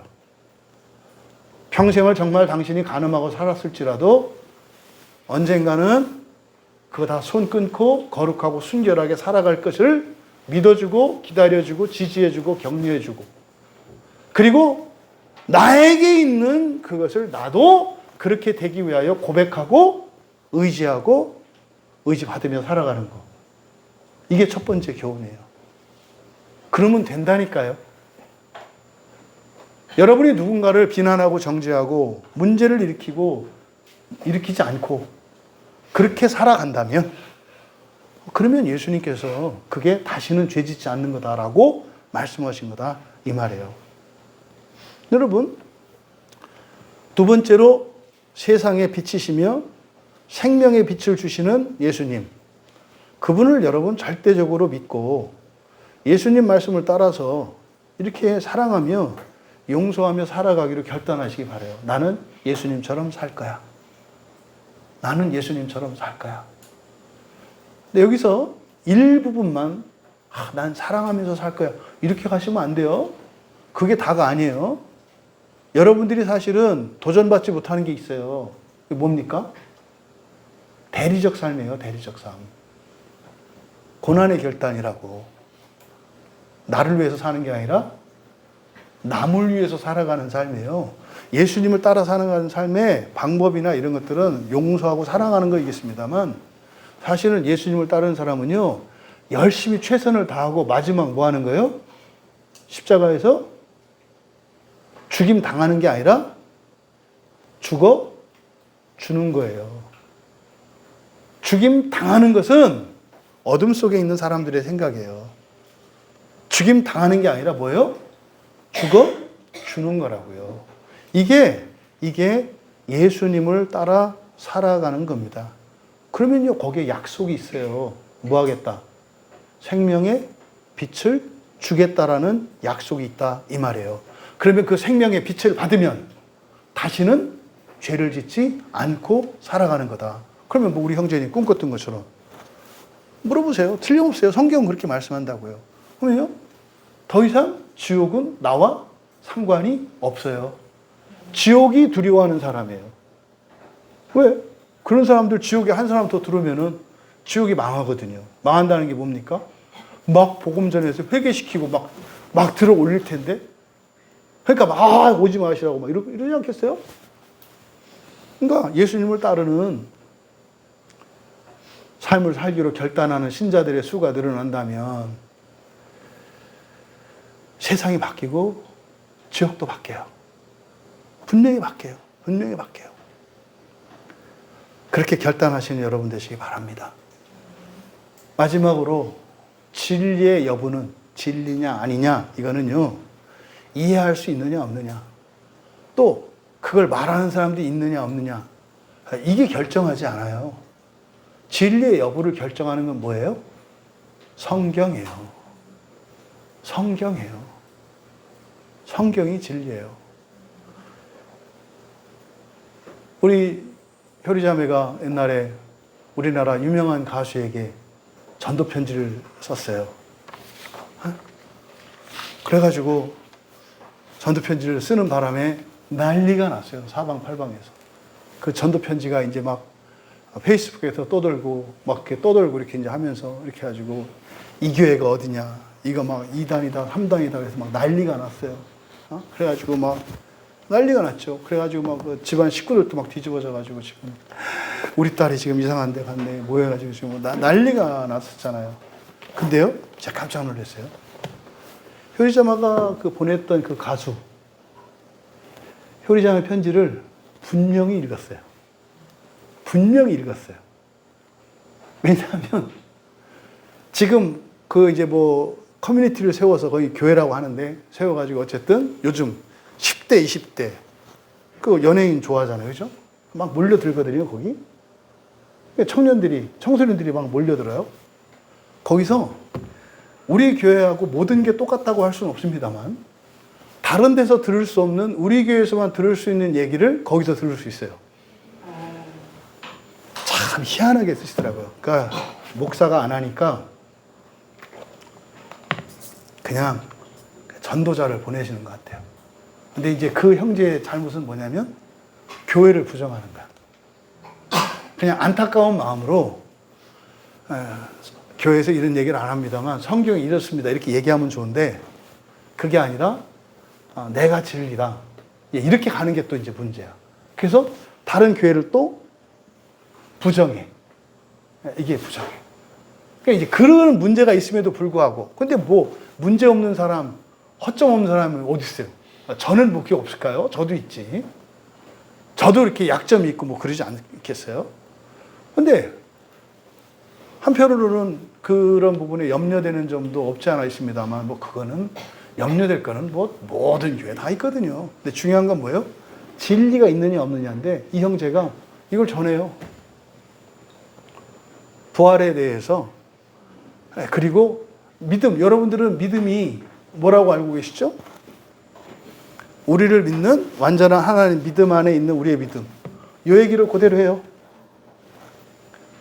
그런 얘기 하는 분 없어요. 제가 아는 한. 그러면요, 이 형제가 그래서 열심히 공부했나? 똑똑한 형제니까. 네, 그 뭐 이스라엘도 가서 살다 오고 막 이랬거든요. 그래서 성경을 연구했나? 했더니 성경을 연구한 건 아니야. 그러니까 이제 영어 성경을 보고 얘기를 하는데, 네, 그걸 봐가지고서는 알 수 없는 얘기들을 해. 그러면 그 형제가 그런 얘기를 할 수 있는 출처는 딱 한 군데밖에 없어요. 효리 편지. 효리 편지예요. 그게 내가 얘기해 줬다니까요. 봤다. 예, 봤다. 그랬더니 그래. 그럼 우리 교회 설교 들을까요? 가끔 들을 거예요. 들을 거예요. 왜? 하다 보면 막히는 지점이 나오거든. 아직 지옥에 대해서는 얘기를 안 해요. 지옥이 영원한 지옥이 아니라는 거. 이건 아직 얘기를 안 해요. 근데요, 이제 우리 교회 설교 좀 더 듣고 이제 진도 따라오면 아직 이제 눈이 이렇게 떠 있어서.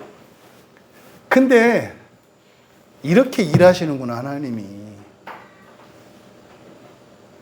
슬프기도 하고 감사하기도 하고. 여러분, 예수님이 나중에 뭐라 그래요? 제자들에게 너희가 세상의 빛이다. 너희가 세상의 빛이다. 그럼 여러분 주변에 여러분을 따르면 그 사람은 어떻게 될까요? 더 이상 죄를 짓지 않고 빛 가운데로 나아갈 수 있게 되는 거죠. 그 전제는 뭡니까? 우리가 예수 그리스도를 따르는 것이에요. 오직 성경은 한 구절만 나와도 진리예요. 뭐라고요? 오직 한 구절만 나와도 진리다. 잊지 마세요. 학문하는 방식은요, 그거를 뒷받침하는 뭐가 있어야 인정을 해요. 성경은 사람에 의해서 증명되어야 진리가 아니에요. 성경에 한 문장만 있어도 그거는 뭐예요? 진리예요. 이거 기억하시기 바라요. 그래서 나는 세상의 빛이다 라고 하신 이 말씀은 다시는 죄를 짓지 않고 심판을 면하고 첫째 부활을 위해서 살아갈 수 있도록 부르심받은 거듭난 사람들의 삶이 어떠한 것이어야 하는 것을 바로 간음한 여인으로 어쨌든 말도 안 되는 죄명을 뒤집어 쓰고 사람들에게 사형 언도를 받았지만 그를 풀어주었던 그 예수님의 그 방식, 이게 바로 빛으로 예수님을 따라 살아가는 삶이라는 겁니다. 그랬을 때 생명의 빛을, 하나님의 생명, 그것을 약속이 되어 있다는 사실을 기억하시고, 예수님이 나는 세상의 빛이라고 했습니다만 여러분들도 내가 세상의 빛이다. 내가 세상의 빛이다. 한번 여러분 해보세요. 시작. 내가 세상의 빛이다. 너 그렇게 살아도 되겠니? 하시라니까요.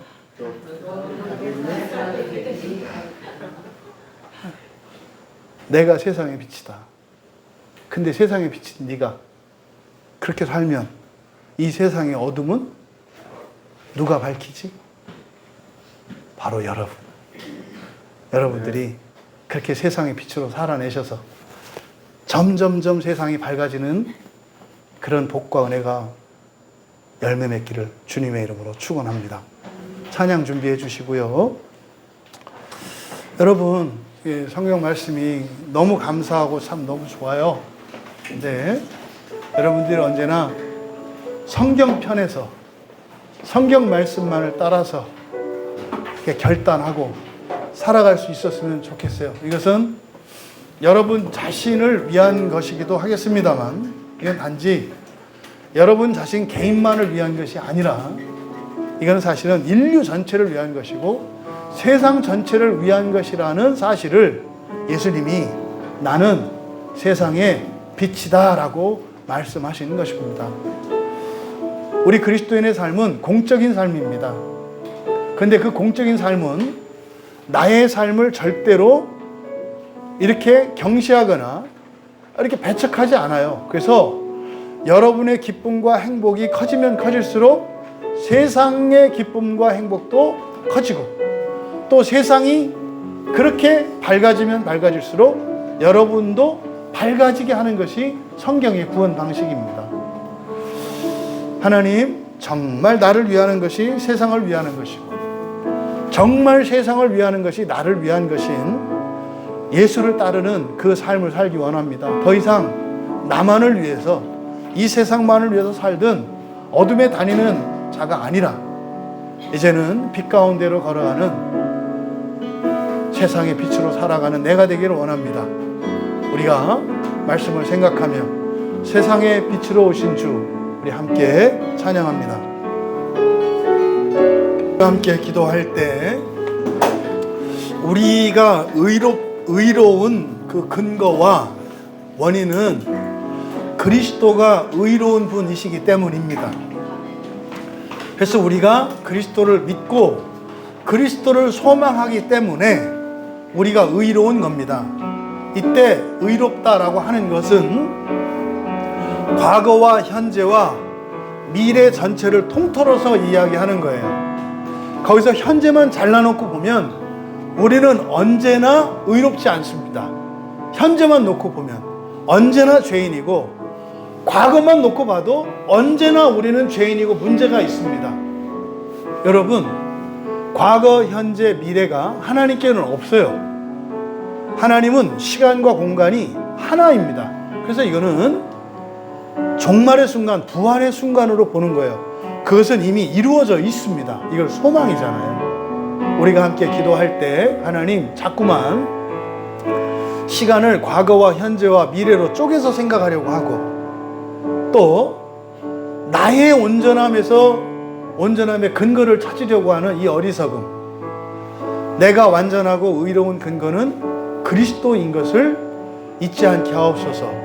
그래서 예수님이 세상의 빛이시라면 나도 세상의 빛이라고 하는 이 사실을 의심하지 말고, 어둠에 끌려서 어둠대로 살아가려고 하지 말고 빛으로 살기를 원하고 빛으로 살기를 기뻐하고 빛으로 살기를 결단하게 하옵소서. 그럴 때 참으로 내 주변에서 어둠이 물러가는 것을 보게 하옵소서. 그래서 내 안에서 일어나는 본성의 변화, 내 안에서 채워지는 그 빛을 그 표적을 통해 발견하며 믿음의 길에서 굴하지 않고 멈춰서지 않고 우리 다 함께 손에 손을 맞잡고 갈 수 있도록 은혜를 베풀어 주시옵소서. 주님이 세상의 빛이니 내가 세상의 빛입니다. 이제 예배를 마치고 우리 각자의 자리로 갈 때 빛으로 살기를 원합니다. 빛이 되기를 원합니다. 그 생명의 빛을 주시옵소서. 우리 함께 기도합니다. 하나님이 창조하신 이 첫 창조 세상에는 언제나 빛과 어둠이 공존하는 것을 믿습니다. 또한 죄 있는 몸 가운데 살아가는 저희들 내면에서조차 빛과 어둠이 공존하는 것을 믿습니다. 주님께서 세상의 빛이고 또 주님을 따라 세상의 빛으로 살아가고자 하는 이들에게는 생명의 빛을 주셔서 저희들의 마음속에 어둠이 빛으로 바뀌는 일들이 일어나는 것을 믿습니다. 또한 저희들이 세상의 빛으로 살아가기를 결단할 때 이 세상의 어둠이 빛으로 바뀔 것을 믿습니다. 마침내 하나님 나라가 이 땅에 임할 때 이 세상의 모든 어둠은 사라지고 완전한 빛으로 충만한 그 날이 임할 것을 믿습니다. 사랑하시는 주의 자녀들, 내면의 어둠을 보지 말게 하시고 세상의 어둠에 이끌리지 말게 하시고 내면의 빛을 따라 세상을 밝게 하기 위하여 살아가는 그리스도인들 다 되게 하여 주시옵소서. 감사하며 예수님의 이름으로 기도하옵나이다.